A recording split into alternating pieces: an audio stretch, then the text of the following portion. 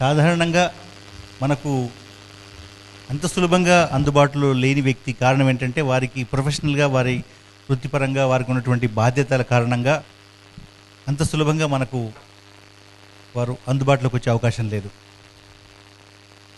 చాగంటి కోటేశ్వరరావు గారి ద్వారా పరిచయం అయినటువంటి సుబ్రహ్మణ్యం గారు నా మాట, అలాగే నేను చెప్పే కన్నా మొదలు ఐ ఇన్వైట్ ఎల్వి సుబ్రహ్మణ్యం గారు, IAS, special chief secretary government of Andhra Pradesh. Request you to sir, please come on to dais. అలాగే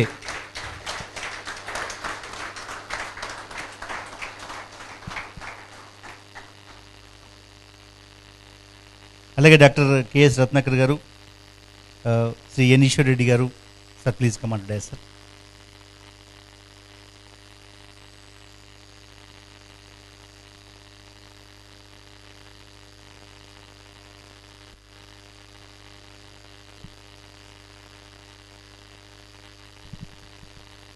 సో ఒక పర్యాయం నేను రత్నాకర్ గారి దగ్గరికి, సార్ మీరు ఫిబ్రవరి రావాలి అన్నప్పుడు, ఎందుకయ్యా ఎప్పుడు పిలుస్తుంటావు చేస్తుంటారు సార్, మరి మీరు మా పురజనుల కోరిక సార్ రావాలి అంటే, ఎందుకో ఆ రోజు సుబ్రహ్మణ్యం గారి ప్రసక్తి వచ్చి వారు పిలుద్దాం, ఆ రోజు చక్కగా బాగుంటుంది సాయిబు గారు అంటే, అయ్యో నాకు బాగా తెలుసండి అని మళ్ళీ అవకాశం దొరకని అక్కడి నుంచి రత్నాకర్ గారి ద్వారా సార్కు ఫోన్ చేయించాను. అది నిజంగా చాలా గొప్ప విషయం, వారు ఒప్పుకోవటం. ఇక్కడ ఎంతో బాధ్యతమైనటువంటి పదవిలో ఉండి ఎక్కడుంటారో తెలియదు, అలాంటి వారు ఈ సమయంలో ఇక్కడ రావటం, మనకు సమయాన్ని కేటాయించడం. ఇక్కడ వేదిక పైన కూర్చున్నటువంటి ముగ్గురు కూడా చాగంటి కోటేశ్వరరావు గారు అంటే మంచి బాగా అభిమానించే వ్యక్తులు, ఈశ్వరెడ్డి గారు, రత్నాకర్ గారు, సుబ్రహ్మణ్యం గారు. అది నిజంగా ఈరోజు సంతోషం పట్టలేకపోతున్నాను నేను. వారి ముగ్గురు కాంబినేషన్ ఇక్కడ వేదిక పై ఉండి చాలా గొప్ప విషయం.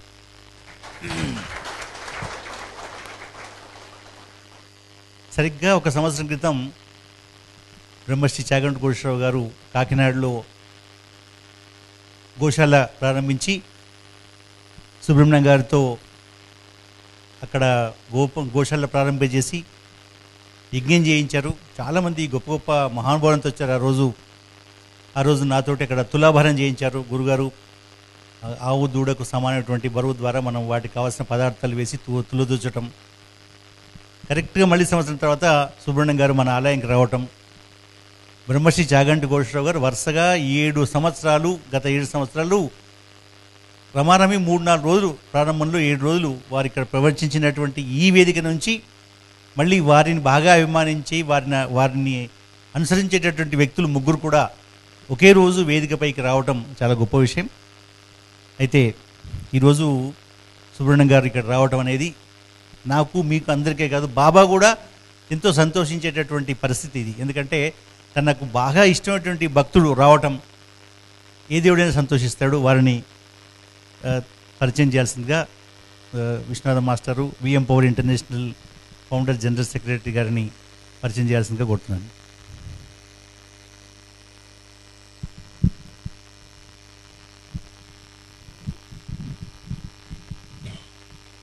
ఇది నా భాగ్యంగా భావిస్తున్నాను. సాధారణంగా రోజుకు ఒక్కసారే సూర్యోదయం అవుతుంది. ఈరోజు నా జీవితంలో 2 సార్లు సూర్యోదయం అయినట్టు భావిస్తున్నాను. ఒక 25-30 సంవత్సరాల కిందటి సంగతి. మహబూబ్ నగర్ జిల్లా, అక్కడ మా అచలపతి, ఆనందరావు కామర్స్ డిపార్ట్మెంట్లో ఉండేవాళ్ళు. ఇక్కడ హైదరాబాద్ నుంచి అధికార రీత్యా వెళ్లాల్సి వచ్చేది. అప్పుడు మొదటిసారి చూశాను సుబ్రహ్మణ్యం గారిని. ఎందుకు ఇలా పరిచయం ప్రారంభం చేస్తున్నానంటే, నాకేదో వారు తెలుసు అన్న దృష్టితో కాదు. ఆకట్టుకున్న ఆ క్షణం నుంచి ఇవాళ కొన్ని వివరాలు సాయిబాబా గారు ఇస్తే నేను పరిచయం చేస్తున్నప్పుడు నాకు ఆ లింకులు దొరికాయి. ఈ వాక్యం అర్థమైందా? లింకులు దొరికాయంటే దొరికాయి కదా. ఆంధ్ర యూనివర్సిటీలో డిపార్ట్మెంట్ ఆఫ్ ఇంగ్లీష్లో ప్రొఫెసర్గా పనిచేసిన ఎల్ఎస్ఆర్ కృష్ణశాస్త్రి గారి కుమారులు. అర్థమైందా? టీచర్ల పిల్లలు మంచివాళ్ళయ్యే అవకాశాలు ఎక్కువ ఉంటాయని. 2, అమ్మ లలితమ్మ, పేరులోనే పవిత్రత. సరే, వైజాగ్లో చదివారు. సరే, అది కాదు నాకు కావాల్సింది. ఏమిటంటే ఇక్కడ బెంగళూరు వైట్ ఫీల్డ్ సత్సాయి కాలేజీలో BA చేశారు. అది నాకు కావాల్సింది. సరేనయ్యా, ఏదో ఎక్కడో చోటు చేయాలి. అప్పుడు ఏంటి తండ్రి అక్కడ చేయి ఇక్కడ చేయమంటే అడ్మిషన్ తీసేసుకుంటాం, పెద్ద ఆలోచించాం BA ఇంటర్మీడియట్ లెవెల్లో. సరే, ఆ తర్వాత బెంగళూరు యూనివర్సిటీలో మరి పొలిటికల్ సైన్స్ ఎందుకు అటు వెళ్ళారో నాకు తెలియదు. కానీ బ్యూటీ ఏమిటంటే సత్సాయి ఎడ్యుకేషన్లో డిప్లొమా చేశారు మళ్ళీ. అది గొప్పతనం అక్కడ. అంటే ఎక్కడో డీవియేట్ అయ్యారని చెప్పి నేను భావించటంలా, ఒక అద్భుతమైనటువంటి వాతావరణంలో ఈనాడు వారు మాట్లాడబోతున్నటువంటి టాపిక్ హ్యూమన్ వాల్యూస్, మానవతా విలువలు. అంటే నాకు అర్థమైన మేరకి love in thought, love in speech, love in action, love in understanding. 5 విలువలు, ఆ 5ంటికి మూలం ప్రేమే. ప్రేమ లేనిది ఇంకేముంది, ఏమీ లేదు అని సత్యసాయి నిర్వచించారు. ఆ వాతావరణంలో పెరిగినటువంటి సుబ్రహ్మణ్యం గారికి మరి ఆ తరువాత టీటీడీలో ఎగ్జిక్యూటివ్ ఆఫీసర్ అవ్వటం సామాన్యమైన వరం కాదు, ఫలం కాదు. ఎందుకు చెప్తున్నానంటే నాకు గుర్తున్నంత మటుకు ఒకరు, అంటే ఒక్క క్షణం, PVRK ప్రసాద్ గారు పేరు మీరు చాలామంది వినుంటారు. ఆ తర్వాత రమణాచారి గారు, మధ్యలో అనుకుంటాను ఎల్వి సుబ్రహ్మణ్యం గారు. కరెక్టేనా క్రమం? పొరపాట. రమణాచారి గారు తర్వాత వచ్చారు. నాకు సభ 1-2 చిన్న మాటలు ఉన్నాయి, పరిచయం చేస్తా. సుబ్రహ్మణ్యం గారికి ఒక సభాముఖంగా ఒక విన్నపం. నాహంకర్త హరిహికర్త అని PVRK ప్రసాద్ గారు రాసిన అద్భుతమైనటువంటి పుస్తకం మీరు ఎవరైనా చదివి ఉండకపోతే చదవమని ప్రార్థన. ఈ సమావేశంలో ఎందుకు చెప్తున్నానంటే సుబ్రహ్మణ్యం గారు కలం పట్టి మళ్ళీ మాకు మరొక్కసారి ఆ భాగ్యాన్ని కలిగించాలని. ఏడుకొండల వాడి దగ్గర డ్యూటీ చేయటం సామాన్యం అటండి. ఆ అనుభవాలు అక్కడ ఏది అటు మూల విరాట్టు, ఇటు ఎగ్జిక్యూటివ్ ఆఫీసరు, ఏది మనకు గణేశుడికి ప్రథమ తాంబూలం అని మనం అంటామే, అట్లా అక్కడ ఆచార్యుల వాళ్ళు అందరూ ముందొచ్చి ఎగ్జిక్యూటివ్ ఆఫీసర్కి ఆ షటగోపమును ఇది సేవలు అందిస్తారు. ఆ భాగ్యాన్ని పొందిన భక్తుడికి అనుభవాలు ఉంటాయి, ఒత్తిడులు ఉంటాయి, ముళ్ళు ఉంటాయి. గులాబీకి మరి ఆ ప్రత్యేకత ఉంటుంది, తప్పదు. తట్టుకునే సామర్థ్యం భగవంతుడు అనుగ్రహించి అర్హతనిచ్చి ఆ తర్వాత అవకాశాన్ని ఇచ్చాడని భావిస్తున్నాను. ఏమిటది, వరంగల్, విజయనగరం, గుంటూరు, మహబూబ్నగర్ జిల్లాలో అనేక స్థాయిలలో కలెక్టర్గా ఉద్యోగాలు చేయటం ఒక ఎత్తు. మన అవిభక్త ఆంధ్రప్రదేశ్ తెలంగాణ సంయుక్తంగా ఉన్నప్పుడు స్టేట్ హౌసింగ్ కార్పొరేషన్కి, వాటర్ బోర్డుకి, స్పోర్ట్స్ అథారిటీకి, అప్పుడు సరే టీటీడీకి, తర్వాత departments of finance, infrastructure and investment, medical and హెల్త్కి, బహుశా మా రత్నాకర్ గారికి అటు సైడ్ నుంచి పరిచయము, ఇటు మెడికల్ అండ్ హెల్త్ పరిచయం కూడా ఉంటుందని అనుకుంటున్నాను. ప్రస్తుతం వారు special chief secretary, department of tourism, culture, sports and youth advancement. ఇక్కడ చిన్న పాయింట్ చెప్పాలి. అటు చంద్రబాబు నాయుడు గారికి నిద్రపోయే అలవాట్లేదు, నిద్రపోనిచ్చే అలవాట్లేదు. సుబ్రహ్మణ్యం గారి పేరు ప్రతిష్టలు కూడా ఎలా ఉన్నాయంటే ఆయన నిద్రపోరు, పనులు ఇతరులు నిద్రపోనివ్వరు అని అంత గట్టిగా పని చేయించే వ్యక్తి. సరే, శ్రీమతి సౌమ్య గారితో వివాహం, తర్వాత ఒక అబ్బాయి ఒక అమ్మాయి. చాలదా హరినామ సంకీర్తనము మనకు శుభం.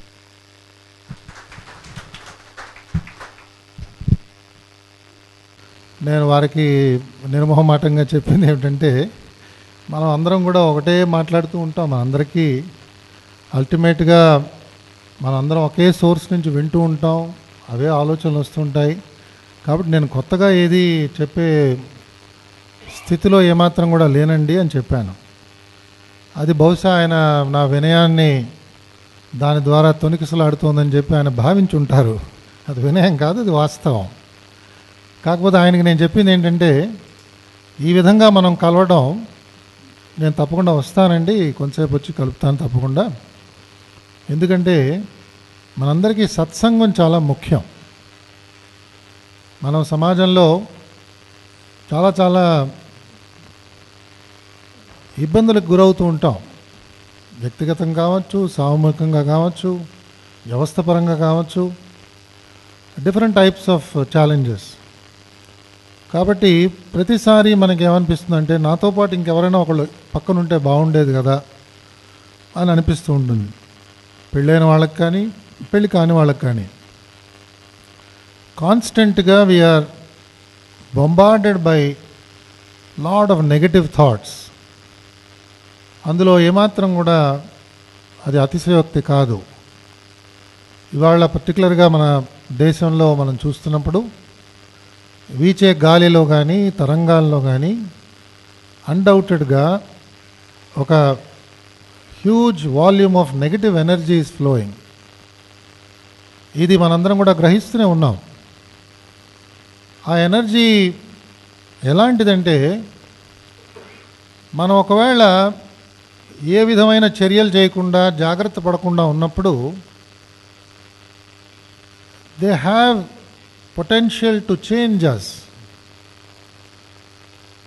నేను చూస్తూ ఉండేవాళ్ళం, యాజ్ పర్టికులర్లీ జిల్లా కలెక్టర్గా ఉన్నప్పుడు జనవరి 26 నాడు, ఆగస్ట్ 15 నాడు జిల్లా జడ్జి గారు, సూపరింటెండెంట్ ఆఫ్ పోలీస్, కలెక్టర్ గారు ముగ్గురు కలిసి జిల్లా జైలుకి వెళ్తారు.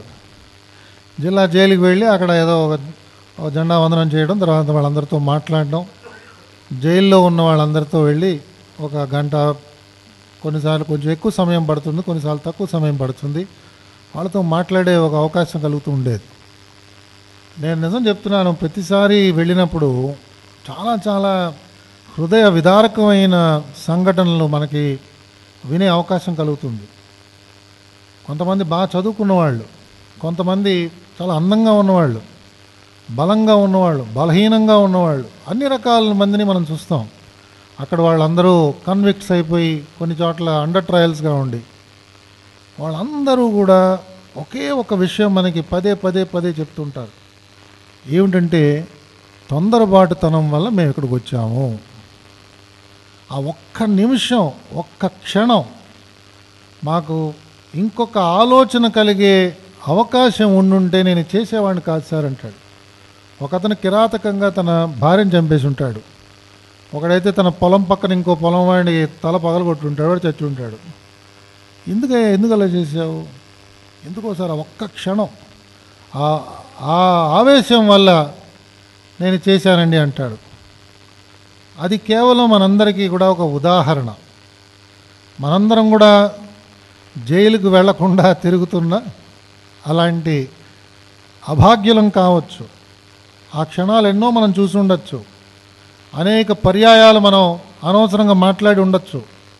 అనేక పర్యాయాలు మన కుటుంబంలో ఉన్న వాళ్ళనే మనం తప్పుగా అర్థం చేసుకుని ఉండొచ్చు. మన అన్నయ్యని ఏదో అని ఉండొచ్చు, మన తమ్ముడిని ఏదో అని ఉండొచ్చు, మన అమ్మని ఏదో అని ఉండొచ్చు. ఇది కలి ప్రభావం. ఇందులో ఏమాత్రం కూడా మనకి ఐ డోంట్ హెసిటేట్, ఇది కలి ప్రభావం. కాబట్టి ఇలాంటి పరిస్థితుల్లో ఎవరికి వాళ్ళు జాగ్రత్త పడాలి. ఎందుకంటే మనకి దొరికింది చాలా గొప్ప అవకాశం. జీవితం అన్నది మనకి అనేక మంది పెద్దలు చెప్తూ ఉంటారు, చాలా గొప్ప వరం, మనకెవరికి తెలియదు.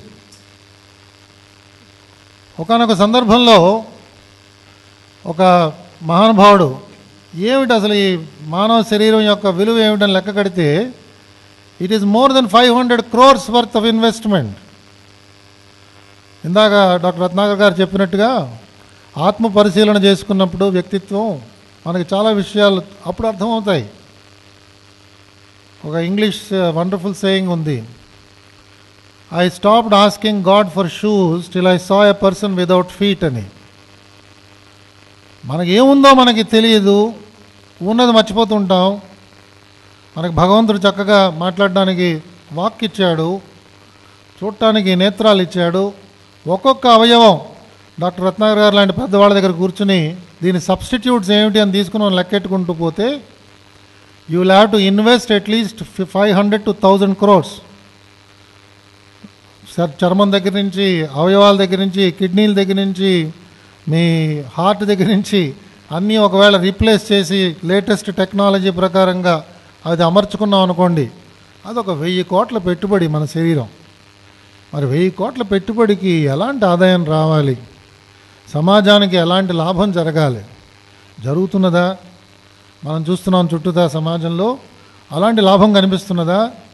అలాంటి భావాలు మనకి వినిపిస్తున్నాయా? ఏమిటి, వేర్ ఇస్ ద ప్రాబ్లం అని మనం చూస్తున్నప్పుడు లాట్ ఆఫ్ నెగిటివ్ ఎనర్జీ. అందుకు మనందరం ఈ విధంగా సత్సంగం ఏర్పడడంలోనే చాలా గొప్ప విషయం ఉంది. మనం ఈ 4 గంటలు 5 గంటలు వాట్ ఎవర్ టైం మనందరం ఇక్కడ కూర్చున్నాము, ఈ 3-4 గంటలు మనం బయట ప్రపంచం నుంచి ఇన్సులేట్ అయిపోయాం.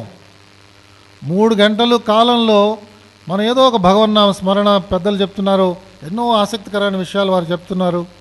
అది వింటున్నప్పుడల్లా మనకి ఆ విహంగ వీక్షణం జరుగుతూనే ఉంది, మనం పరిగెడుతూనే ఉంది, మన మనస్సు అటు నుంచి ఇటు నుంచి అటు ఎగురుతూనే ఉంది. అలెగ్జాండర్ దగ్గరికి వెళ్ళింది, అలెగ్జాండర్ దగ్గర మళ్ళీ వెనక్కి వచ్చింది, స్వామి దగ్గరికి వెళ్ళింది, వెనక్కి వచ్చింది. ఆ విధంగా చేయడం వల్ల ఏమైందంటే మనలో ఉన్న దుర్బుద్ధి, దురాశ, దురహంకారం ఇవన్నీ కూడా తాత్కాలికంగా అవన్నీ కూడా మనం అటక మీదకి ఎక్కించేసి పక్కన పెట్టాం. మనం మళ్ళీ మెట్లు దిగి బయటకు వెళ్ళంగానే అవన్నీ రెడీగా ఉంటాయి బయటకు రావడానికి. కాబట్టి ఈ సత్సంగం చాలా గొప్పది. అందుకు నేను సాయిబాబా గారికి ఏం చెప్పానంటే, తప్పకుండా వస్తానండి, మనం కొంచెంసేపు అందరం కూర్చుందాం, ఏదో మాట్లాడుకుందాం. నేను చెప్పే వాటిల్లో పెద్ద విజ్ఞత ఉంటుందని చెప్పి నేను ఎప్పుడు భావించట్లేదు. ఏదో నా అనుభవాలు ఏమిటో నేను చెప్తూ పోతుంటాను.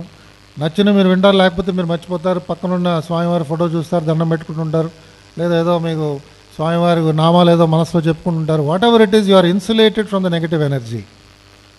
నెగటివ్ ఎనర్జీ అసలు ఎందుకు వస్తున్నది అన్నది మనం ఒకసారి జాగ్రత్తగా దాన్ని మనం ఆలోచన చేసినప్పుడు, ఇందాక వారు చెప్పినట్టుగా అసలు మన జీవిత లక్ష్యం ఏమిటి ఎవరు ఆలోచన చేయట్లేదు. ఎవరు కూడా ఇవాళ, అంటే ఎవరు అన్నప్పుడు నేను నాలాంటి వాళ్ళ గురించి చెప్తున్నాను, అంటే సమాజంలో ఒక బాధ్యతలు తీసుకుంటున్న వాళ్ళందరూ కూడా ఏమిటి నా లక్ష్యం అన్నది వాళ్ళు బహుశా మర్చిపోతున్నారేమో అని మనకి పదే పదే అనిపిస్తూ ఉంటుంది.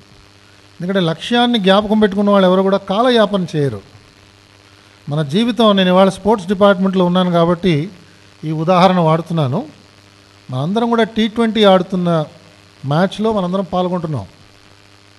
అదేదో టెస్ట్ మ్యాచ్ లాగా 5 రోజులు ఆడచ్చు, జయసింహ గారి లాగా 4 రోజులు బ్యాటింగ్ చేయొచ్చు, అది కాలం లేదు ఇవాళ. It's a T20 match. ఎప్పుడు మనం అవుట్ అయిపోతామో తెలియదు. ఒక టెన్నిస్ ప్లేయర్ని తీసుకొచ్చి T20 మ్యాచ్ ఆడించామనుకోండి, ఎలా ఉంటుందో మనందరి పరిస్థితి అలా ఉంటుంది. టెన్నిస్లో ఏమిటి, వాడు ఆ 6 గేమ్స్ ఒక సెట్టు, 3 సెట్లు ఆడాలి, అంటే 18 గేమ్స్. వాడు ఒక సెట్లో వాడు కంప్లీట్గా లవ్ 40 గేమ్ ఓడిపోయినా కూడా మళ్ళీ ఇంకోసారి వాడికి సర్వీస్ వస్తుంది. అప్పుడు జాగ్రత్తగా ఆడుకోవచ్చు. వాడు మీలో ఎవరైనా టెన్నిస్ ఆడేవాళ్ళు ఉంటే సులభంగా మీకు అర్థం అవుతుంది. క్రికెట్లో అలాగే ఏం లేదు, వాడు వస్తాడు, బ్యాట్ పట్టుకుంటాడు, టక్కన కొడతాడు, క్యాచ్ వెళ్ళిపోతుంది, వాడు అవుట్, ఫినిష్, దాంతో అయిపోతుంది వాడిని. తర్వాత ఎవరు వాడిని మళ్ళీ పలకరించరు, ఇంకోసారి ఆడతావా, బాగుంటుంది నువ్వు ఆడితే అని ఎవడు చెప్పడు. అలాగే మన జీవితం కూడా, it is just one chance, ఒక్క అవకాశం. ఎన్ని జన్మలు మనం తంటాలు పడితే మనకి మానవ జన్మ లభించిందో మన ఎవరికి తెలియదు. మనం పుట్టినప్పుడు ఆధార్ కార్డు లాగా భగవంతుడు ఒక కార్డు ఇచ్చి, ఒరే వెధవాను, ఇన్నిసార్లు తపస్సు చేసావు, ఇన్ని రోజులు తపస్సు చేసావు, ఇన్ని యజ్ఞాలు చేసావు, ఇన్ని యాగాలు చేసావు, లేదా ఇంతమంది దగ్గరికి వెళ్ళి నువ్వు సేవ చేసావు, ఇలాంటి మంచి పనులన్నీ చేసి ఇన్నిసార్లు కోరే కాబట్టి నీకు మానవ జన్మ ఇస్తున్నాను అని ఒక చిన్న సర్టిఫికేట్ కనుక బ్రహ్మదేవుడు అమెండ్ చేసుకుని, కలికాలం కాబట్టి మనందరి కోసం మనం పుడుతున్నప్పుడు మనతో పాటు ఆ సర్టిఫికేట్ ఇస్తే మనం ఒళ్ళు దగ్గర పెట్టుకుని మనం జీవిస్తాం. ఇవాళ సమాజంలో చూడండి ఎలా మనం పెట్టరేకపోతున్నాం, మనం చూస్తున్నాం. ఏది కనిపిస్తే అది మనకు కావాలి, అది మనకు దొరకకపోతే ఎలాగైనా దాన్ని లాగేసుకోవాలి, ఏం చేసైనా లాగేసుకోవాలి. దాంతో ఇందాక నేను చెప్పినట్టు ఆ జైల్లో ఉన్న జీవిలాగా ఆ ఒక్క క్షణం ఆలోచన చేయలేని ఒక దుస్థితి వల్ల ఏదో ఒక ఘోరమైన తప్పిదం చేయడం, దాని తర్వాత ఒక 10 సంవత్సరాలు, 12 సంవత్సరాలు, 15 సంవత్సరాలు ఒక ఖైదీగా జీవించడం, అన్ని రకమైన హక్కులు కోల్పోయి ఆ రకమైన విగత జీవిలాగా పడి ఉండడం. కాబట్టి ఈ స్థితి మనం రాకుండా ఉండాలంటే అందుకే వారు ముందు మాట్లాడారు, అసలు లక్ష్యం ఏమిటి, ఎలా మనం జీవించాలి, మనకేమైనా ఉదాహరణ ఉందా? నేను ఇవాళ ఉస్మానియా యూనివర్సిటీలో, లేదా నేను ఏదో నిజాం కాలేజీలో BA చదువుతున్నాను, లేదా సెయింట్ ఆన్స్ కాలేజీలో ఏదో +2 చదువుతున్నాను. ఏమిటి నా లక్ష్యం ఏమిటి? దేన్ని చూసి నేను నేర్చుకుందాం అనుకుంటున్నాను? ఎవరు నా ముందున్న మార్గదర్శకులు? ఎవరు? మా తల్లిదండ్రులా, మా టీచర్లా, లేదా చరిత్రలో ఉన్న కొంత గొప్ప మహనీయులా? ఇవాళ మనకి ఆ ఉదాహరణలు చెప్తూ నిత్యం పిల్లలకి ఆ విధంగా బోధించే అవకాశం ఇవాళ మనకి ఎక్కువగా కలగట్లేదు. ఎవరైనా గట్టిగా స్వాతంత్ర్య ఉద్యమం గురించి మాట్లాడితే కొంతమందికి దానివల్ల బాధ, ఎవరైనా సరే భగవద్గీత గురించి కానీ రామాయణం గురించి ఇతిహాసం గురించి ఎవరైనా మాట్లాడారంటే అమ్మమ్మ చాలా వీడెవడ హిందూ ఏదేదో సంథింగ్ రియాక్షనరీ వాడు అంటారు. కాబట్టి మనం కార్ల్ మార్క్స్ గురించి మాట్లాడితే వెంటనే చప్పట్లు వస్తాయి. ఎర్ర జెండా ఊపామంటే చాలా చాలా గొప్పగా ఉందనుకుంటాం. ఎర్ర జెండా తయారు చేసిన దేశంలో వాళ్ళు మారిపోయారు, మనం మారలేదు ఇంకా. కాబట్టి ఈ విధమైన ఆలోచనల వల్ల చాలాసార్లు మన పునాదులు ఏమిటి అన్నది మనకి తెలియదు. మనం భవన నిర్మాణం చేయడానికి సిద్ధమవుతున్నాం. ఒక వ్యక్తి ఏ విధమైన పునాదులు ఉన్నాయో దాన్ని బట్టి భవన నిర్మాణం చేసుకోవాలి. ఒక ఫౌండేషన్ కనుక డీప్ ఫౌండేషన్ ఉంది, చాలా చక్కగా వేశారండి, సాలిడ్ ఫౌండేషన్ ఉందంటే 3 అంతస్తులు 4 అంతస్తులు 5 అంతస్తులు కట్టినా కూడా ఆ భవనం నిలబడుతుంది. ఇవాళ అందుకే మనం చూస్తున్నాం, ఎవరైతే అత్యధికంగా ధనాన్ని సంపాదిస్తున్నారో వాళ్ళు అనతి కాలంలోనే మన ఎదుర్కొండానే దొరికిపోతున్నారు. వాళ్ళు నిన్ననే నాకు నా వాట్సాప్లో మెసేజ్ వచ్చింది, ఎవరు అతి పెద్ద డిఫాల్టర్స్ దేశంలో అని.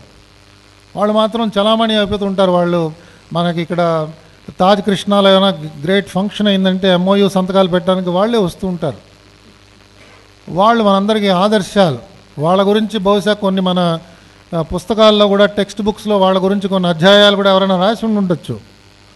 కానీ ఈ దేశంలో పుట్టి ఈ దేశం కోసం అని చెప్పి అనేక విధాలుగా త్యాగం చేసిన వాళ్ళ గురించి చాలా తక్కువ మనకి తెలుసు. అసలు మనకేమీ తెలియదు. ఆంధ్ర యోగులని చెప్పి పెద్దలు మన ఉస్మానియా యూనివర్సిటీ తెలుగు బిరుదురాజు రామరాజు గారు రాశారు. ఒకసారి ఎప్పుడైనా అవకాశం వచ్చినప్పుడు చదవండి. ఎంతమంది మహానుభావులు, ఎలాంటి వాళ్ళు, ఎలాంటి జీవితాన్ని వాళ్ళు గడిపారు, ఎలాంటి అనుభవాలు వాళ్ళు సంపాదించారు, ఎలాంటి అనుభూతులు వాళ్ళు మన కోసం మిగిల్చారు. అలా మీరు ఏ రంగంలోకి వెళ్ళినా కూడా, అధ్యాపక రంగంలోకి వెళ్ళండి, క్రీడాలోకంలోకి వెళ్ళండి, ఏ రంగంలోకి వెళ్ళినా కూడా బహుశా మొట్టమొదటి తరం స్వాతంత్ర్యం వచ్చిన సమయానికి ఉన్న పెద్దవాళ్ళందరి గురించి చూసినప్పుడు ఒకే ఒక నిర్వచనం అందరికీ లభించేది ఏమిటంటే, అందరూ కూడా దాంట్లో ఇమిడిపోయే వాళ్ళు ఏమిటంటే త్యాగబుద్ధి వాళ్ళందరిలో కూడా మెండుగా ఉండేది. అందుకే వాళ్ళు ఎవరైనా మాట్లాడినప్పుడు ఇంకెవరు కూడా వాళ్ళని దానికి ఒక రకంగా తిరుగుబాటు ఉండేది కాదు. వారు చెప్పిన విషయాన్ని అందరూ కూడా అంత చక్కగా అర్థం చేసుకునేవాళ్ళు.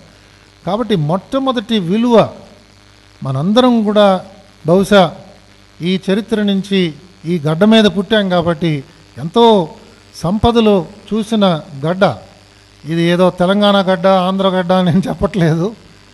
ఇందాక అదే రత్నాకర్ గారు అన్నట్టుగా అవిభక్త అని చెప్పి వాడుతున్నాం. కానీ ఆయన అన్నది ఏంటంటే ఇది భక్త, మా అందరం భక్తులమే, భక్తులతో నిండిన ఇది ఈ రాష్ట్రం, భక్త రాష్ట్రం. అవిభక్త వదిలేసి భక్త రాష్ట్రం.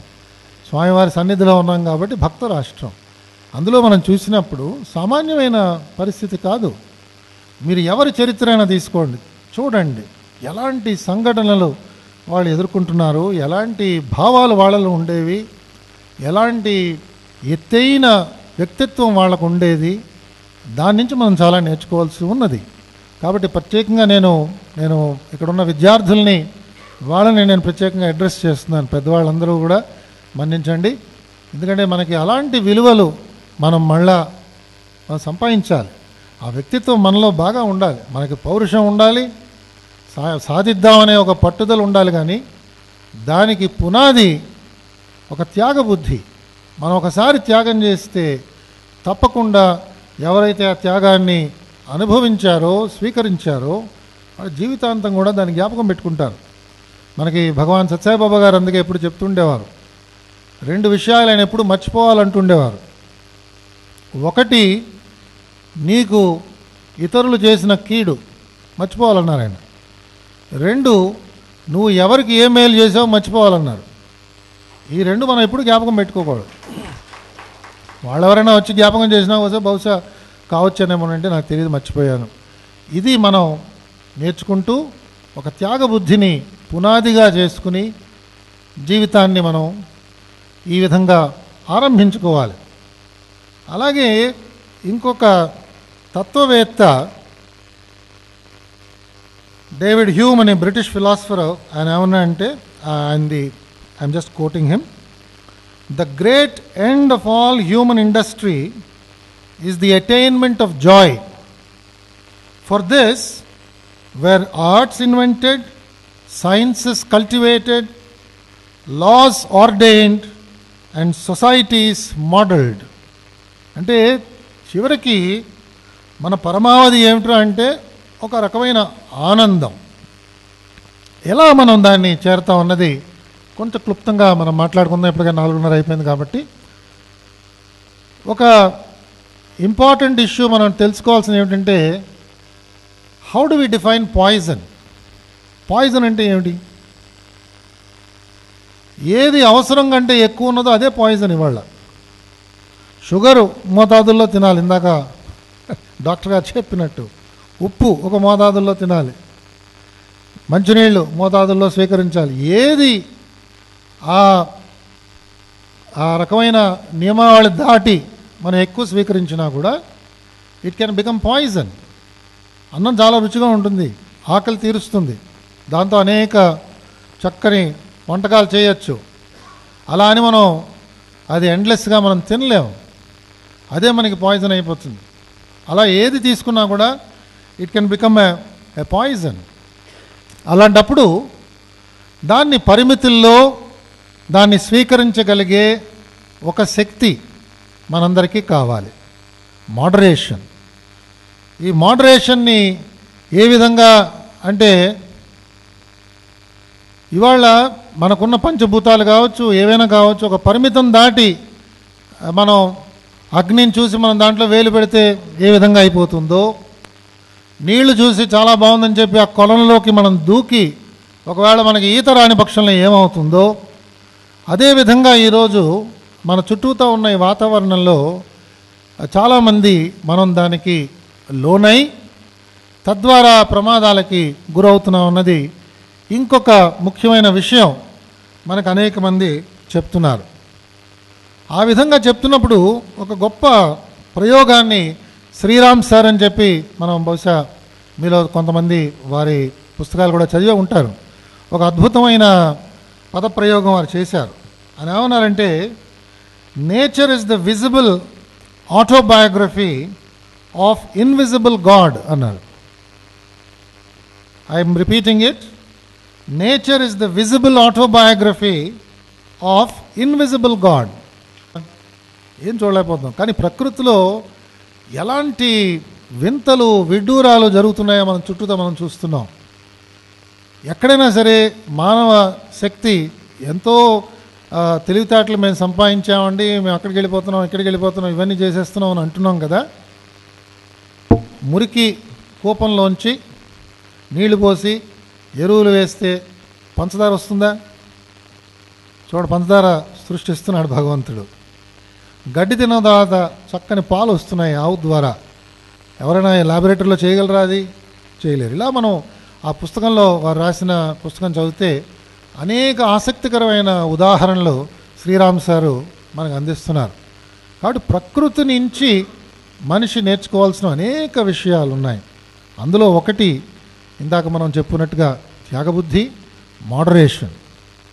ఈ మోడరేషన్ని కనుక మనం ప్రకృతిలో మనం చూస్తున్నప్పుడు ఆటోమేటిక్గా ఒక వేడి పెరుగుతున్నప్పుడు దానికి మనకి ఎలాంటి సుఖం అందించాలో దానికి కావాల్సిన పళ్ళు వస్తున్నాయి, దానికి కావాల్సిన కూరగాయలు వస్తున్నాయి, దానికి కావాల్సిన సాయంకాల వాతావరణం వస్తుంది. దానికి తగ్గట్టుగానే మన పెద్దవాళ్ళందరూ మనకి డైట్ ఆ విధంగా అప్పట్లో తయారు చేశారు. చలికాలం వస్తున్నది, మానవ శరీరం మళ్ళా ఇబ్బందులు గురి కాకుండా ఉండడానికి ఏం చేయాలి? మళ్ళీ అలాంటి పళ్ళు వస్తున్నాయి, అలాంటి పువ్వులు వస్తున్నాయి, అలాంటి వంటకాలు మన వాళ్ళు చేశారు. ఇవన్నీ కూడా ఒక గొప్ప దృష్టితో ఋషి సంతతి ద్వారా మనందరికీ గొప్ప జ్ఞానాన్ని మనకి వాళ్ళ ఉపనిషత్తుల ద్వారా కానీ పురాణాల ద్వారా కానీ మనకు అందుతున్నాయి. కాబట్టి ఇంకొక ముఖ్య అంశం ఏమిటంటే, కనీసం ఒక మంచి గ్రంథమో ఒక స్వీయ చరిత్రో ఏదో ఒకటి మన సహజమైన ఒక స్నేహితుడిలాగా దాన్ని స్వీకరించి పూర్తిగా మనం చదవగలగాలి. రీడింగ్ హ్యాబిట్స్ సన్నగిల్లిపోతున్నాయి. ఈనాడు, ఆంధ్రజ్యోతి చదవగానే చాలా చదివేసాం అనుకుంటున్నాం. చాలా చాలా దురదృష్టకరం. ఎందుకంటే అందులో వస్తున్న వ్యాసాల్లో కూడా చాలా విషయాలు నాకు తెలుస్తుంటాయి. ఎందుకంటే నేను బాధితుడిని కాబట్టి చదువుతుంటాను. ఇష్టం వచ్చినట్టుగా చాలాసార్లు వాళ్ళు రాస్తూ ఉంటారు.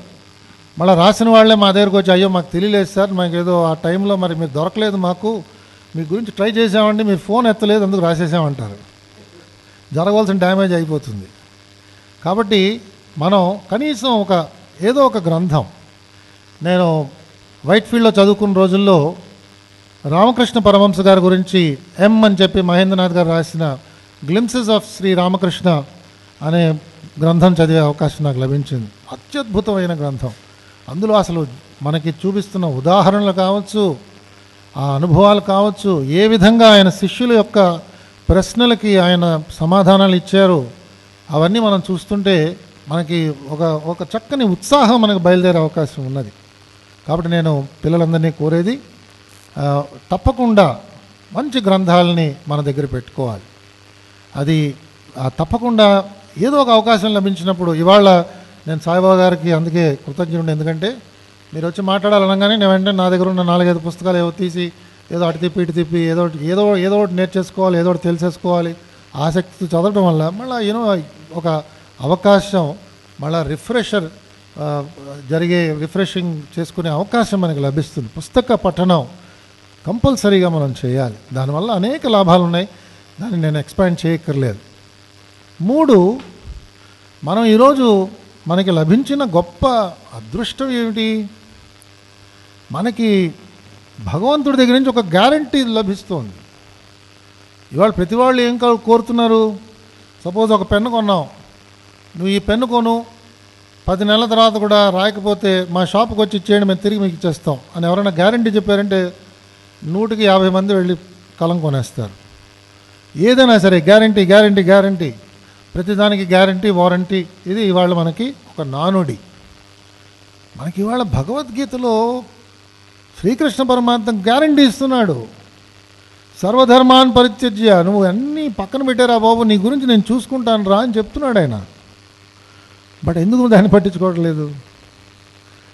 కాబట్టి మనకి పఠనం చేయటం వల్ల, సెక్యులరిజంని మనకు తోచిన విధంగా ఇంటర్ప్రిట్ చేయడం వల్ల, మనదైన సంస్కృతికి మనం దూరం అవటం వల్ల, ఎవరు మనకి గ్యారంటీ ఇస్తున్నారో, నువ్వు ఈ చేయి నేను నీ కోసం చేస్తున్నాను, ఇదిగో నువ్వు మంచి వాళ్ళతో కలిసి ఉండు, నేను నీకు రక్షణ కల్పిస్తాను, అన్ని ధర్మాలను నువ్వు పక్కన పెట్టు, నా మీద భక్తి పెంచుకో చాలు, నేను చూసుకుంటాను నీ సంగతి, అలాగా ఆయన చెప్పుకుంటూ పోతుంటాడు. మనకి భగవద్గీతలో అనేక శ్లోకాలు ఉన్నాయి మనకి. Why are we not taking it seriously? ఎందుకంటే ఒక చోట మళ్ళీ అంటాడు ఆయనే, అభ్యాసం ద్వారానే వస్తుంది కౌంతయ్య అంటాడు. కాబట్టి మనం ఒకసారి ప్రయత్నం చేయాలి. మా గ్రూప్లో కూడా, మా బ్యాచ్ ఐఏఎస్ ఆఫీసర్స్ బ్యాచ్లో దేశవ్యాప్తంగా మాదొక వాట్సాప్ గ్రూప్ ఉంది. ఆ వాట్సాప్ గ్రూప్లో చాలా ఆసక్తికరమైన డిస్కషన్స్ అవుతూ ఉంటాయి. చాలా సందర్భాల్లో నేను చూస్తుంటాను, చాలామందికి చాలా పరిమితమైన అవగాహన మన చరిత్ర గురించి, మన వాంగ్మయం గురించి, మన సంస్కృతి గురించి ఉంది. వాళ్ళందరూ కూడా ఇవాళ చాలా ఉన్నతమైన స్థానాల్లో ఉన్నారు.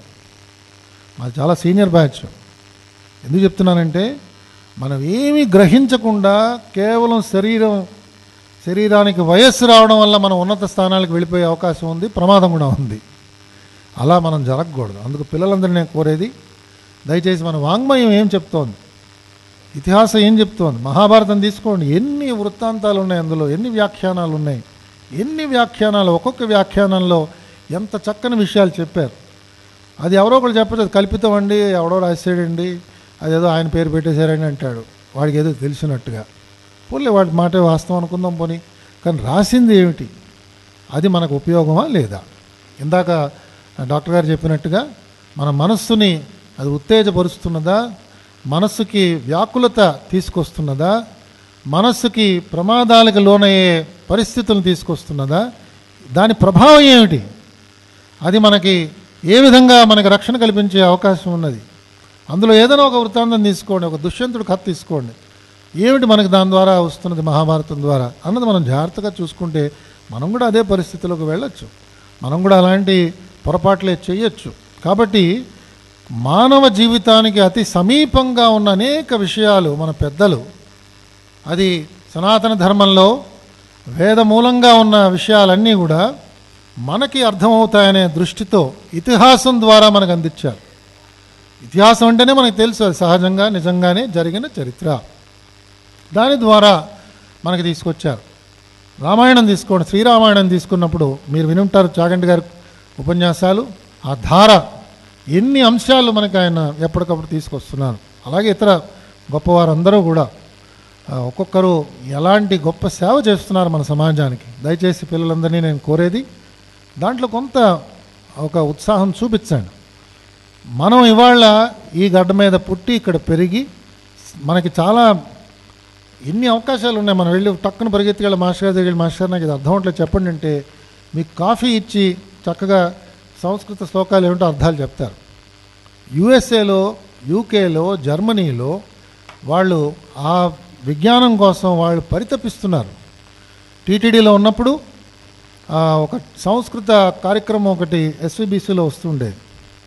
మన దోర్బల ప్రభాకర్ శర్మ గారు అది ఆ కార్యక్రమం నిర్వహించారు. అత్యద్భుతంగా చెప్తారు ఆయన సంస్కృతం మాట్లాడుతున్నప్పుడు మనకి చాలా సులభంగా అర్థమవుతుంది. ఆయన వారం రోజులు వచ్చి వేద పాఠశాలలో అందరికీ సంస్కృతం నేర్పించారు. వారం రోజుల తర్వాత మా సంస్కృత పాఠశాల పిల్లలు, మా వేద పాఠశాల పిల్లలందరూ కూడా సంస్కృతంలో నాటకాలు వేశారు. ఆయన వాళ్ళ ఇంటికి కూరగాయలు అమ్మడానికి వచ్చిన వాళ్ళకు కూడా సంస్కృతం నేర్పించి పంపిస్తారు. బస్సులో ప్రయాణం చేస్తున్నప్పుడు కండక్టర్కి ఆయన ఊరు దిగే లోపల సంస్కృతం నేర్పిస్తారు. నేను జోక్ చేయట్లేదు, ఇది వాస్తవం. అంత సులభంగా ఆయన సంస్కృతం నేర్పిస్తారు. అత్యద్భుతమైన సేవ చేస్తున్నారు వారందరూ. వారి ప్రోగ్రాము కొన్ని అనివార్య కారణాల వల్ల ఎస్విబిసిలో డిలే అవుతున్నప్పుడు నాకు ఒక డైల్ యువర్ ప్రోగ్రాంలో, డైల్ యువర్ యువో ప్రోగ్రాంలో ఎవరో నాకు జర్మనీ నుంచో యూఎస్ నుంచో ఫోన్ చేసి అప్పుడు కంప్లైంట్ చేశారు.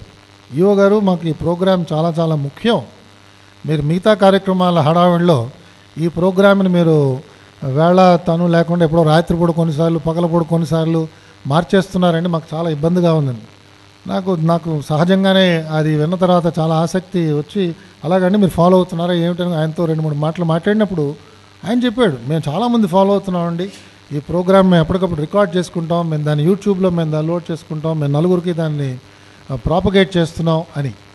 అంత గొప్ప సంస్కృత భాష, సంస్కృతంలో రాసిన అనేక ఆసక్తికరమైన విషయాలు తెలుగులో అనువదించారు అనేక మంది పెద్దలు. స్వర్గీయ పుల్లల శ్రీరామచంద్ర గారు, మాస్టర్ గారు అలాంటి వాళ్ళందరూ రాశారు. కనీసం మనం కూర్చుని చదవవలసిన కనీస బాధ్యత మన మీద ఉన్నది. ఇది దయచేసి మనం తీసుకున్నప్పుడు మనకి ఏమవుతుందంటే ఇందాక వారు చెప్పినట్టుగా జీవిత లక్ష్యం ఏమిటి, ఆ లక్ష్యాన్ని చేరడానికి ఎలాంటి లగేజ్ మన దగ్గర ఉంటే బాగుంటుంది. ఇవాళ ఢిల్లీ ప్రయాణం చేస్తున్నామంటే ఎలాంటి లగేజ్ మనం తీసుకువెళ్ళాలి మనందరికీ తెలుసు. సపోజ్ తెలియలేదు, ఈ కుర్రాళ్ళలాగా చక్కగా టీ-షర్ట్స్ 4 వేసుకుని బ్యాగ్లో ఢిల్లీ ప్రయాణం అయ్యామనుకోండి, ఢిల్లీలో దిగేటప్పటికి నువ్వు కూడా మంచుగడ్డ అయిపోయి ఉంటావు, ప్రయాణానికి పనికిరావు. అక్కడ వెళ్ళంగానే డాక్టర్ గారిని ఎవరో సంప్రదించి ఏ హాస్పిటల్లోనో చేరాల్సి వస్తుంది. కాబట్టి మనకు కావాల్సిన బ్యాగేజ్ మనం తీసుకోకుండా T20 క్రికెట్ మ్యాచ్ ఆడుతూ ఒకే ఒక అవకాశం వస్తున్న జీవితంలో లక్ష్యం తెలియకుండా, గమ్యం తెలియకుండా, లగేజ్ ఏం తీసుకెళ్ళాలో తెలియకుండా నేను విజయం సాధించేస్తానండి, చాలా గొప్పవాడిని అయిపోతానండి, మా అమ్మ నాన్నకి గొప్ప కీర్తి తీసుకొస్తానండి, శాశ్వతంగా నా పేరు ట్యాంక్ మండ మీద పెట్టేటట్టుగా నేను ప్రయత్నం చేస్తానండి అని ఎవరైనా అనుకున్నారంటే అది ఎలా సాధ్యం అవుతుంది? అది సాధ్యమయ్యే పని లేదు. అలా సాధ్యం కానప్పుడు ఆటోమేటిక్గా మనం ఇంకొక ఎక్స్ట్రీమ్కి వెళ్ళిపోతాం. ఏమిటంటే మనం ఏం చేయలేమండి, ఈ సమాజం అంతా కూడా కేవలం ఇది వర్గాలతో ఉందండి, అనేక కులాలతో ఉందండి, అవకాశాలన్నీ కూడా ఉన్న వాళ్ళకే వస్తాయండి, నాకు రాదండి అని మనం వివిధ రకాలుగా సమాజాన్ని నిందిస్తూ మన అవకాశాన్ని కోల్పోతాం. కాబట్టి అలాంటి ప్రమాదాలకి మనం ఎవరం కూడా లోను కాకూడదు. చాలా గొప్ప అదృష్టం ఇది. భగవంతుడు ఒక పక్క గ్యారంటీ ఇస్తున్నాడు. అలాగే బాబా గారు చెప్పినట్టుగా wife here when I'm here అన్నారు ఆయన అన్నప్పుడు ఆయన దగ్గరికి వెళ్ళగలగాలి. మనం నేనున్నాను రా అన్నాడు అన్నప్పుడు ఆయన దగ్గరికి వెళ్ళగలగాలి. ఆయన దగ్గరికి ఎలా వెళ్ళగలం? ఆయన దగ్గరికి వెళ్ళి మొహం చాటేసుకునే ప్రవర్తన మనలో ఉన్నా, ఆలోచనలు మనలో ఉన్నా ఆయన దగ్గరికి మనం వెళ్ళలేము. ఆయన ఉన్నాడు మనం కాపాడడానికి, రండిరా నేను చూసుకుంటాను ఈ సంగతి అంటున్నాడు, మనం వెళ్ళలేకపోతున్నాం. ఒక్కొక్క భగవంతుడు చెప్తున్నాడు సర్వధర్మాన్ని పరిత్యజ్య అని చెప్తున్నాడు. ఆయన నన్ను పక్కన పెట్టు, నేను ఉన్నా నీకోసం, వెళ్ళలేకపోతున్నాం. ఇతిహాసం రాశారు మన కోసం, వాల్మీకి రామాయణం రాశాడు, వ్యాసుడు రాశాడు, అనేక పురాణాలు, అనేక ఇతిహాసాలు ఉన్నాయి. అక్కడ జర్మనీ దేశంలో వాడు చెప్తున్నాడు, ఓ ఎంత గొప్ప ఉపనిషత్తులండి అని చెప్తున్నాడు. అక్కడ చదువుకుని అక్కడ దాని గురించి అనేక గ్రంథాలు రాసి ఇవాళ ఇంజనీరింగ్ స్టూడెంట్స్ అందరికీ కూడా జర్మనీలో వాళ్ళు వాస్తు శాస్త్రం గురించి వాళ్ళందరూ చెప్తున్నారు. మా డిపార్ట్మెంట్లో పనిచేస్తున్న ఎగ్జిక్యూటివ్ ఇంజనీర్ గారికి నేను వాస్తు గురించి మాట్లాడితే ఆయన వంక ఎలగాదిగా చూస్తాడు, ఎవడరా వీడు ఎక్కడి నుంచి వచ్చాడా అని. కాబట్టి ఈ విధంగా మనం తెలియని అమాయకత్వం కాదు ఇది. సమాజంలో ఉన్న నెగటివ్ ఎనర్జీ వల్ల మన లక్ష్యాల్ని కోల్పోతున్నాం, గమ్యం ఏమిటో మనకి తెలియకుండా పోతుంది, విలువైన అవకాశం మన చేతుల నుంచి జారిపోయే ప్రమాదం ఉంది. ఆఖరిగా మనం చూసినప్పుడు ఏంటంటే, ఇందాక డాక్టర్ గారు చెప్పినట్టుగా జీవిత లక్ష్యం ఏమిటో మనకు తెలిసినప్పుడు ఒక మంచి సేయింగ్ ఉంది. ఏమిటంటే, journey of life starts with a full bag of luck and an empty bag of experience. The goal is to fill the bag of experience before the bag of luck gets empty. So మనకి భగవంతుడు అందరికీ సమపాళ్ళతోనే మనందరికీ అదృష్టాన్ని ఇచ్చాడు. ఇందాక వారు చెప్తున్నప్పుడు మీకు నేను తప్పకుండా చెప్పాలి. పొలిటికల్ సైన్స్ ఎందుకు చదివానంటే, ఆ రోజుల్లో మా డిగ్రీ కాలేజీలో ఉన్న పొలిటికల్ సైన్స్ లెక్చరర్ గారు అంత బాగా చెప్పగలిగేవారు కాదు పాపం. మంచివాడు, చాలా మంచివారు మాకు. కానీ ఆయన చెప్తున్నప్పుడు మాకు అన్ని విషయాలు బాగా అర్థమయ్యేవి కాదు. సో మేమందరం కూడా చాలా బాధపడేవాళ్ళం. ఏమిటి పొలిటికల్ సైన్స్ ఆయన బాగా చెప్పట్లేదు, ఇంకా బాగా చెప్పచ్చు కదా.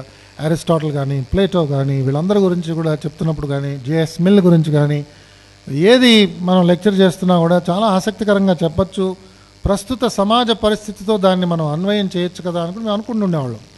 ఆ సమయంలో నాకు అనిపించింది ఏంటంటే, మనం ఈ కాలేజీలో లెక్చరర్గా అయిపోతే బాగుంటుంది పొలిటికల్ సైన్సు అని. ఫస్ట్ నాకు పొలిటికల్ సైన్స్ స్టూడెంట్గా అంటే అడ్మిషన్ రాగానే పొలిటికల్ సైన్స్ తీసేసుకున్నా.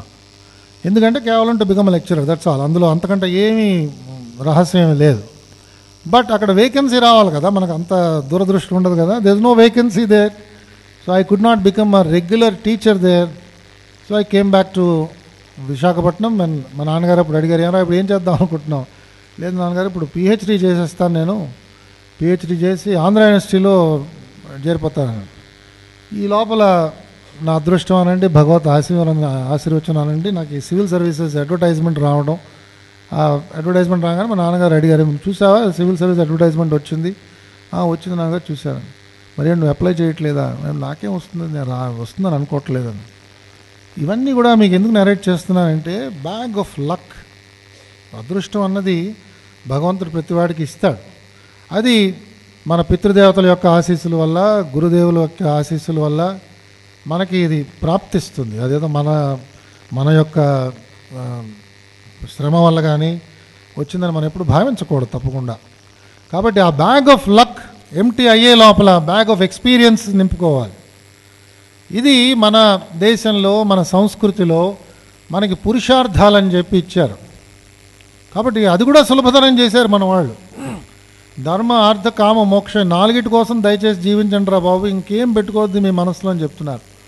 మనకు అనేక పర్యాయాలు దీని మీద మనం అనేక ప్రసంగాలు విన్నాం. నేను కేవలం ఇందాక చెప్పినట్టు మీ అందరికీ పునశ్చరణ జరగడానికి మాత్రమే నేను ఇవన్నీ మాట్లాడుతున్నాను. కాబట్టి ధర్మార్థ కామ మోక్షాల గురించి చెప్పారు స్వామి. అయితే మనకి చెప్పారు, అర్థాన్ని ధర్మంతో తీసుకురమ్మన్నారు, మోక్షాన్ని కామించమన్నారు. ఈ విధంగా కాంబినేషన్స్ కూడా మనకి చెప్పారు. ఇవన్నీ దయచేసి మనం మైండ్లో పెట్టుకుని, మనకు వచ్చిన ఈ అరుదైన అవకాశం, ఈ అవకాశాన్ని కోల్పోకుండా ఆ రకమైన ఒక ఫ్రీక్వెన్సీలోకి మనం అందరం కూడా వెళ్ళాలి. ఆ వెళ్ళటానికి సత్సంగం ఈ విధంగా కూర్చుని మనం మాట్లాడుకున్నప్పుడు అది దోహదపడుతుంది. సమిష్టిగా నేను వైట్ఫీల్డ్ కాలేజీలో చదువుతున్నప్పుడు జాన్ హిస్లాప్ అని చెప్పి మెక్సికో నుంచి ఒక డివోటీ అప్పట్లో స్వామి దగ్గరికి వచ్చారు. ఆయనకి యూరినరీ ట్రాక్ట్ ఇన్ఫెక్షన్ వచ్చినప్పుడు ఆయనకి ట్రీట్మెంట్ కోసం పంపించినప్పుడు మా హాస్టల్లో మా వార్డెన్ గారు, ఎల్వి నువ్వు ఆయనతో పాటు ఉండి కొంచెం ఆయనకి సేవ చేయి, ఆయనతో పాటు ఉంటే బాగుంటుందని నన్ను పంపించారు. ఆయనతో పాటు ఒక 4 రోజులు 5 రోజులు సేవ చేసే అదృష్టం నాకు కలిగింది.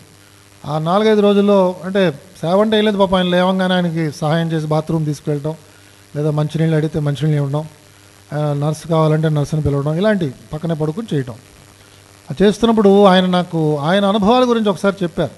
మహేష్ యోగితో ఆయనకున్న అనుభవాలు చెప్తూ, మహేష్ యోగి అప్పట్లో ఆయన ఊహించింది ఏమిటంటే, ఇప్పుడు సపోజ్ మనందరం కూడా ఇంతమంది ఒక 200 మంది కూర్చుని 5 నిమిషాలు కేవలం మౌనంగా ఉంటూ హైదరాబాద్ నగరంలో లేదా మన చుట్టూతో ఉన్న ఈ పక్కన excise colony, central excise colony, అటుపక్క ఇంకోటి ఏదో కాలనీ, 4-5 కాలనీల్లో ప్రశాంతత ఉండాలి, అహింస విడనాడటానికి వాళ్ళలో ఒక మంచి ఆలోచన రావాలి అని మనందరం కూడా ఒక 15 నిమిషాలు 20 నిమిషాలు కూర్చుని ధ్యానం చేస్తే ఆ ప్రభావం వాళ్ళ మీద పడుతుంది.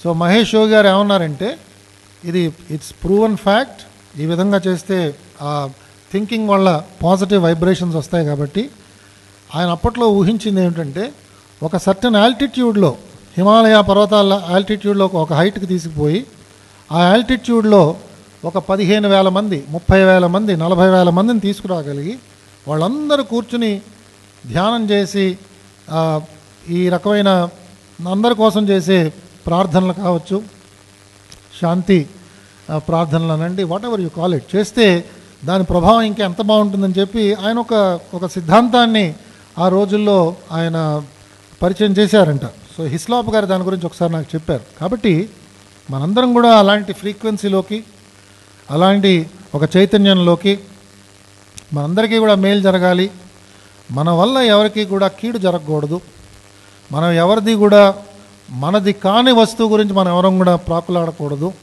మనం ఎవరికి కూడా అధర్మం చేయకూడదు, మనం ఎప్పుడు కూడా అసత్యం పలకకూడదు, సత్యం నాస్తి పరో ధర్మ అన్నారు. కాబట్టి సత్యమే పలుకుతాం, మన ప్రాణం పోయినా సరే సత్యమే పలుకుతాం.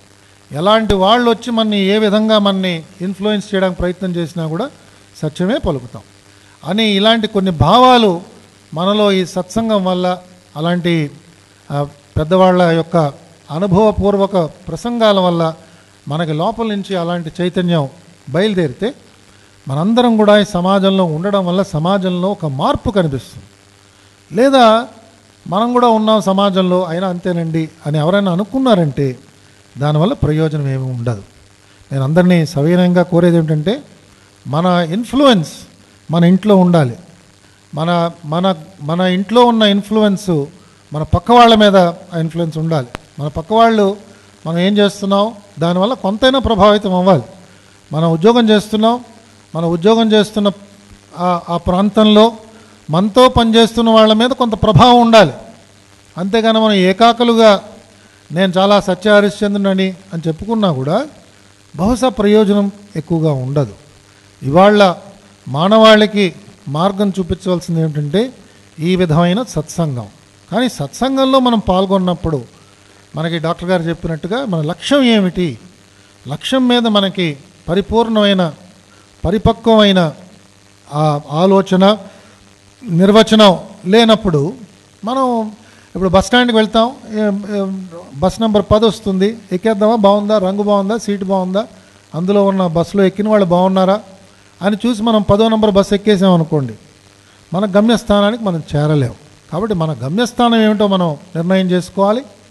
ఆ నిర్ణయం ఎంత త్వరగా చేయగలిగితే అంత త్వరగా దానికి కావలసిన మనం సారంజామా అంతా ఏర్పాటు చేసుకోవచ్చు.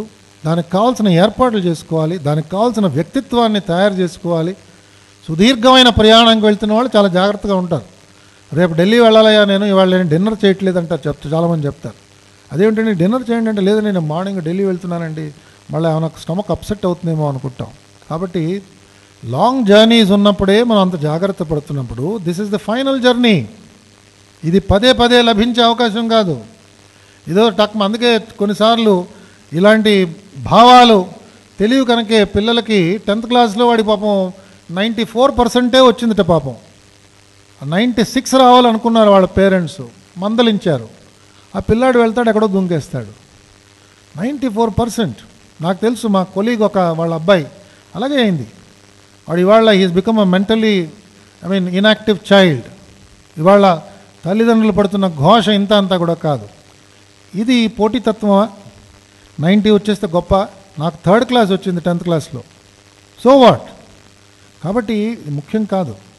వీ హ్యావ్ టు అండర్స్టాండ్ మన గమ్యం ఏమిటి, లక్ష్యం ఏమిటి, మన పిల్లల్ని ఎందుకు కన్నాం, పిల్లలకి ఏమి మనం ఇవ్వాలి, ఏమి నేర్పించాలి, పిల్లలకి ఎలాంటి ఉద్దేశాలు పిల్లల మనస్సులో ఉండాలి, ఏ విధంగా వాళ్ళు సమాజంలో ప్రవర్తించగలగాలి, ఏ విధంగా వాడు పరిపూర్ణమైన ఒక సంతృప్తితో జీవితాన్ని వాళ్ళు ఆనందంగా వాళ్ళు నిలుపుకోవాలి.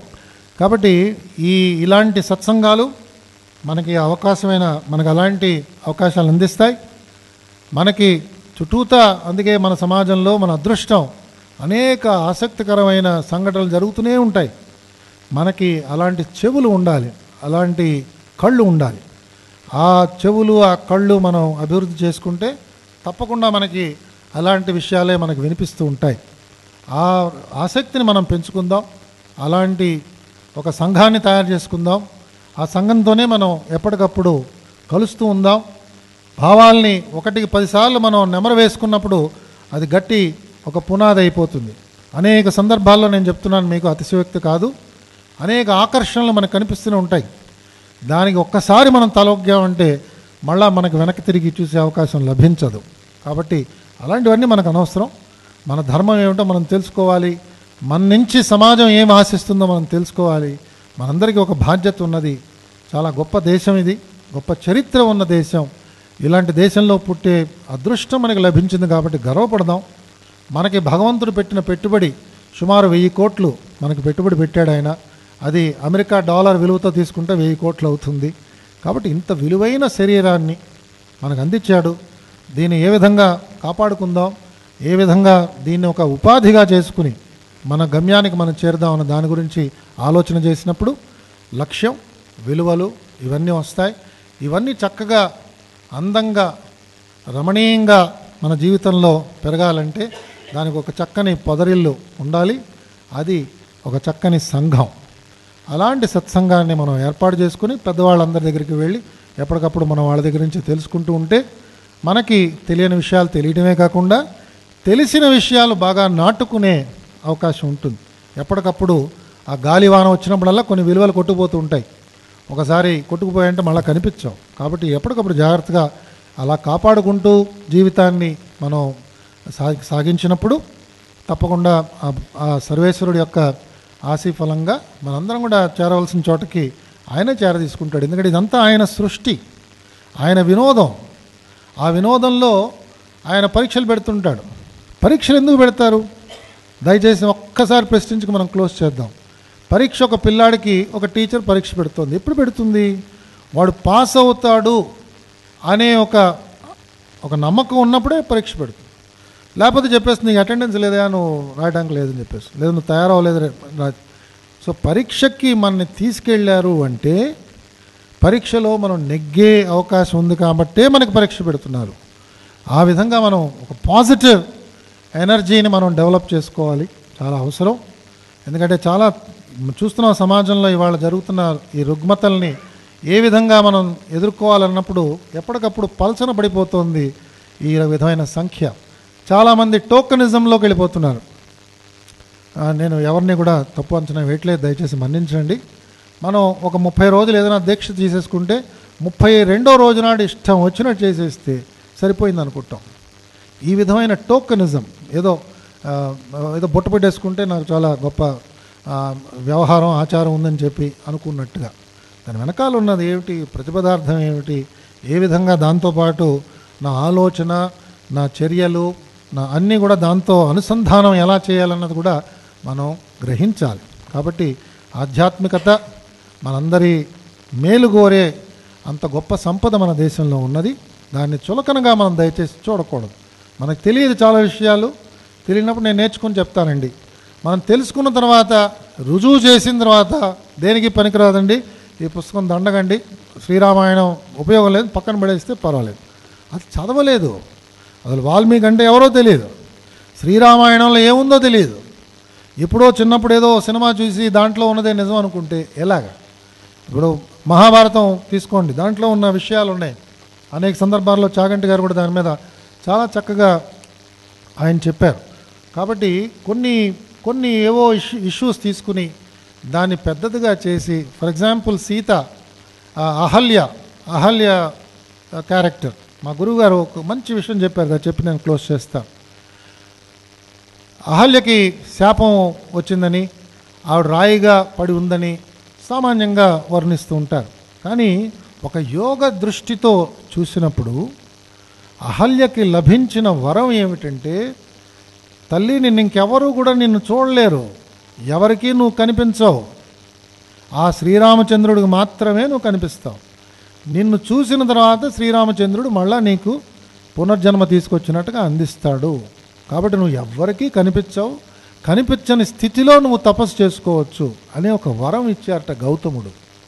చాలామంది ఏమిటంటే, గౌతముడు చూడండి ఎలా చెప్పించాడు, ఏం చేశాడు చూడండి, ఆ భార్య మాత్రం ఏం చేస్తుందని చెప్పి దయచేసి తప్పుగా అర్థం చేసుకోకండి.